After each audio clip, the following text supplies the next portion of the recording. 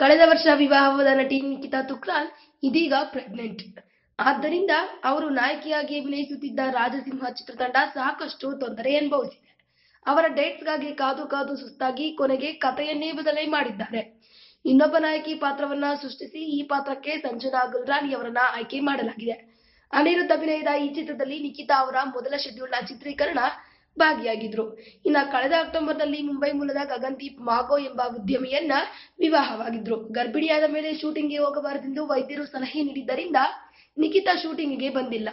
ಹೀಗಾಗಿ ನಿಖಿತಾ ಪಾತ್ರವನ್ನ ಮೊಟಕುಗೊಳಿಸಿ ಹೊಸ ನಾಯಕಿ ಪಾತ್ರಕ್ಕೆ ಸಂಜನಾರನ್ನ ತೆಗೆದುಕೊಂಡಿದ್ದೇವೆ ಎಂದು ಚಿತ್ರತಂಡದ ಮೂಲಗಳು ತಿಳಿಸಿವೆ.